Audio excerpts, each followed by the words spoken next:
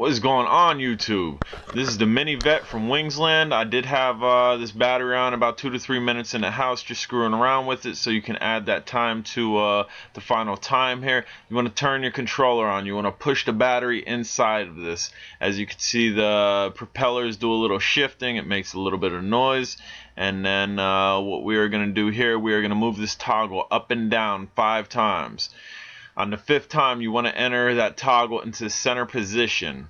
Underneath here, if you see my hand, the green light's flashing. I don't know if you were able to see that. Then we start calibration. You want to do 5 to 6 full circles. That's 10 shifts to make 5 to 6 full circles. So we're going to continually spin it here for about 5 to 6 full circles, which again is about 10 grabs, because each grab we're only going half a circle. And then once this is complete, again, I'll try to show you the LED underneath. The LED will go solid. If it goes solid, then you know you've done calibration properly and you should be safe for flight. And again, I don't know if you could see that, but the LED is solid. I was able to see it, and we're going to turn our, let's see here. We're going to put this switch right there, and that switch will make sure we are in altitude hold. And we have our FPV monitor on. That switch that I just pressed down is for your camera. And your right switch, your right toggle, and we gotta get on the right channel, bam. Your right toggle in the center will allow you to take video. I'll go more in depth over the toggles in a different part. As you can see, the lights, the blue lights around the bottom, when they're fully solid, you also know you've done, no, that's not calibration. When they're fully solid, you know you're connected to GPS satellites and you're ready to go. We are in GPS mode right now. So there you go. GPS lock holds. This is holding very nicely. So we're going to take this for a quick buzz. We're going to go downfield, and right away I'm noticing I'm able to go, and as I stop, it pitches backwards pretty hard. That's a telltale sign of a really strong GPS signal, which isn't a bad thing. It's really not good for sport flying, kind of how I fly, the Alcenma, the Bugs 3, the Bugs 8, the Bugs 2 even. But we're going to continue to fly this. We're going to continue to test this throughout this entire flight. The looks of this drone had me sold. It didn't have me sold for 300. Now, as you can see here, we have our FPV screen, which you're not able to see really well. But as we start getting out to almost the 100-meter mark here, it's going to start to get a little bit fuzzy. So that's about your range on a small FPV screen. And it's out there. So that's I mean, I just pushed it almost like 300 feet. And that's roughly about 100 meters. That's what you got on the FPV screen.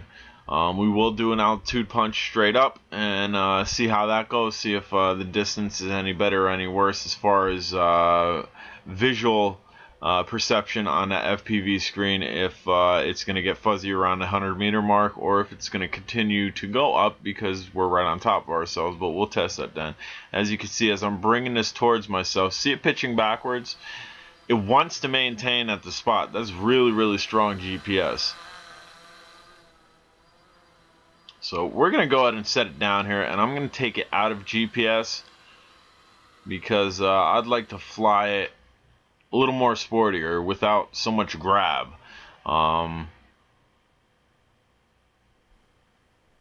So we're going to drop this down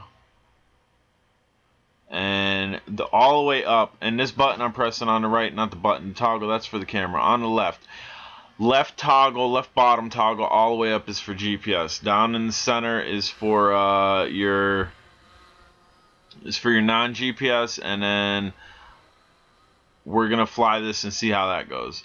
Much better. I've picked up a decent amount of speed, but I'm still noticing it's pulling back just a little bit. So even in non-GPS mode, the GPS module on this is obvious, and you can see the screen's a little bit fuzzy, and we are at about that 300 mark.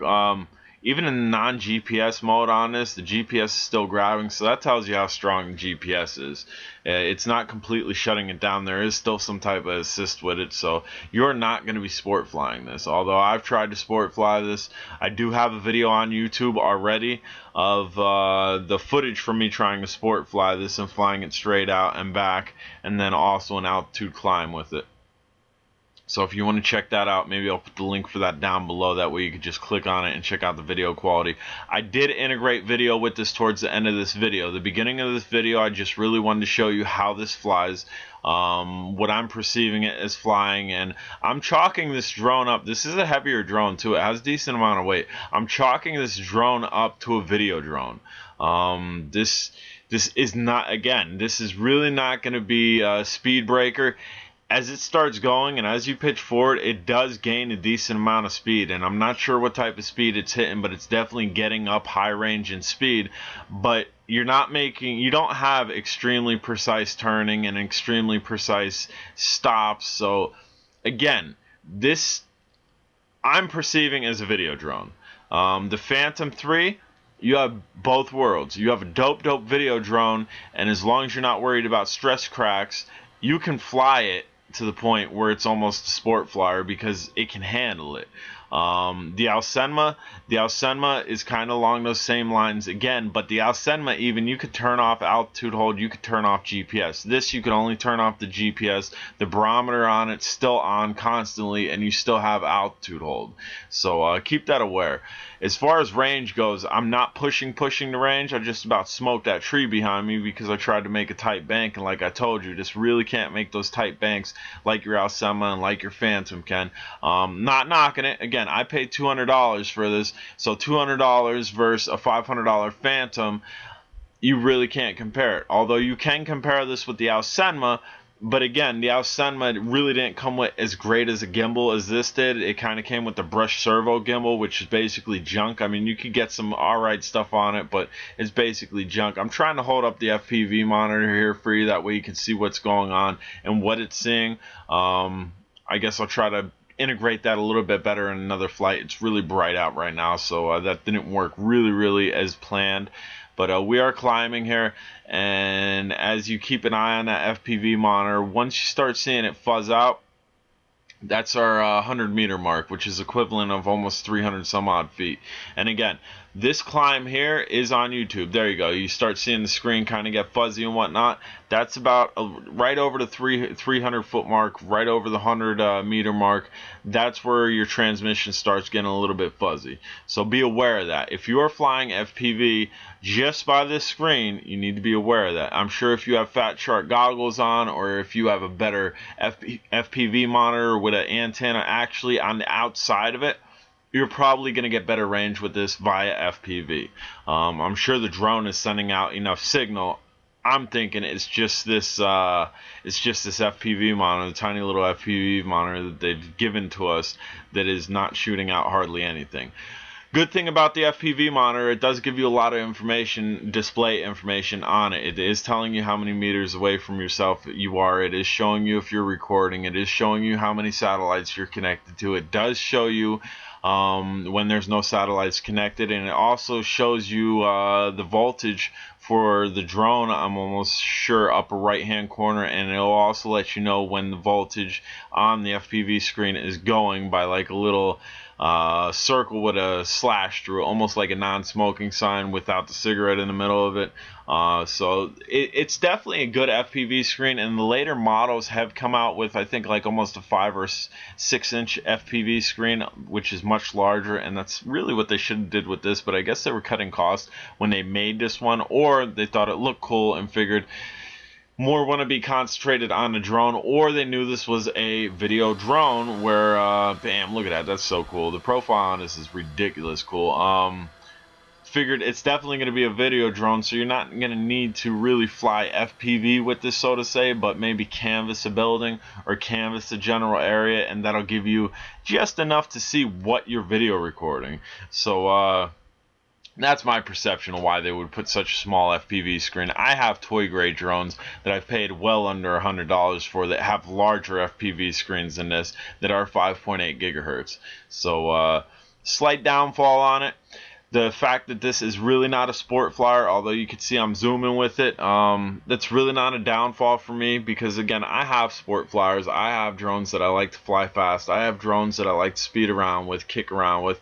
The MJX series, all the MJX series, including the Bugs 2, which is a GPS drone, I could kick around as fast as I'd like to and get my delight out of speed. This is going to be one of those drones that I'm probably not going to fly often, just because it is a camera drone. Am I knocking it for being a camera drone? Absolutely not. But camera drones are just that. They're meant to be cameras. They're flying cameras. They have excellent cameras on them. The gimbals on them, just like the Phantom, are excellent, and they're meant to video record. They're meant to take video. They're meant to showcase something, whether it be a building or a landmark, or like the abandoned places that I go to. When I do walkthroughs with it, it gives you a different perspective and gives you a higher perspective that I can't do just walking around with a camera.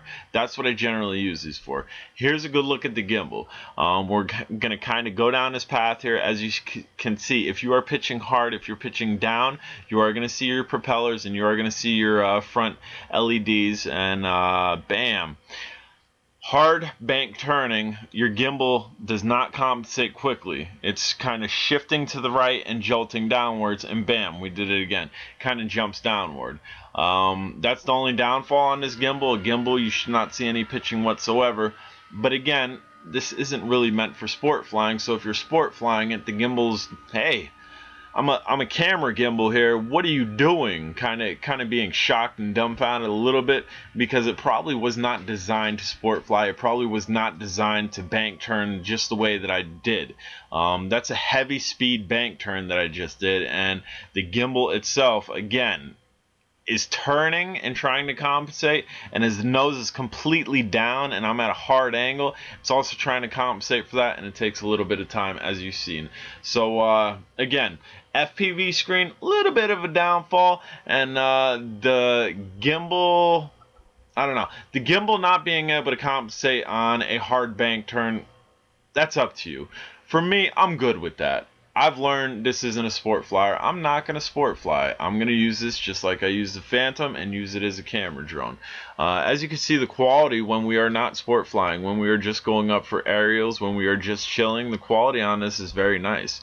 And if we are not pitching hard, you don't get the propellers. Right now, there are no propellers in vision, although you do get them, again, when I'm pitching harder, you'll see up, left, and right. And again, I'm in altitude hold mode. I've taken the GPS off, but again, I can still see that GPS is slightly dragging this just a little bit. So this is definitely a assist quadcopter, and more reason for me to say and reiterate, this is not a sport flyer.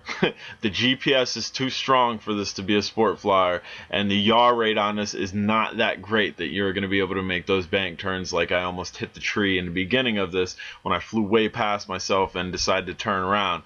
If I was an inch or two late, or a half a second or two late, I would have smoked this in the tree and probably crashed it on my first flight. But here's a canvas of a small town that I live next to. We're just going to fly up a little. Look at the clarity. Also, timestamp on the bottom. I'll figure out how to change that. I'm pretty sure I know how to change that. I don't like a timestamp at the bottom of my videos, so we're gonna even see if we can get rid of that in the settings for the FPV screen. That's how you actually go into it. You have to switch one of your toggles, go into settings, and on the FPV screen you'll see that you'll be able to tap into that. But look at the quality, look at the clouds, look at the trees, look at the buildings, and as we're panning left to right and pitching downwards slightly, you can see when I pitch downwards, because you can see when you have the propellers in view, the gimbal's working properly. So that's a big kudos on that. Guys, again, I got this for $200. You're probably not going to be able to get this for $200. I grinded the right gears and twisted the right person's arms to get this for $200. Amazon, you were able to get this for $300. They've raised their price by like $50 almost everywhere, so it's like $350 on Amazon just of the past 2 days. If you go on eBay, you will find it the cheapest on the market, where guys are selling them for $300, some guys are selling them for $250, other guys are selling for $300, best offer. That's probably going to be your best bet, is to go on eBay. Use PayPal, you're covered. You're also covered by the eBay guarantee and whatnot. And there's a little bit of banking there where the gimbal didn't quite compensate. So if you're looking to get this, again, I suggest you go to eBay. The link that I purchased it off of on Amazon, I guess I got the last one. It's no longer available. I can leave that link down below. That way you can see the specs on this and whatnot. But again, it's probably still no longer available. And as you can see, we have an off-road Jeep here that we're going to kind of follow slightly. I'm not going to really crawl up his back end or anything. I don't want to make him nervous because they're looking over here like, what the heck is that? Yeah, it's a big bright orange drone just buzzing around some dude. But yeah, so you can see on a moving object now that the frame rate for this is pretty darn good. Little splash of water there, and then we are going to do our bank turn and screw up the gimbal a little bit again. But alright guys, if you haven't subscribed, do me a favor, smash that subscribe button. If you have any questions, comments, concerns, down below, type them. I'll get back to you, I promise you that. If you're on Facebook, check out Drone Days. It is the dopest group on Facebook that you can be a part of. We are the fastest growing, most informative, and the positive-ist group on Facebook. Guys, again, Wingsland's Minivet, dope drone. I'm J Drone, and again, smash that subscribe button. We hit about 16 minutes here, add another 3, about 19 minutes total because I was playing with it inside. Alright guys, take care. I'll be flying this a little bit more to test with it, and have a good day.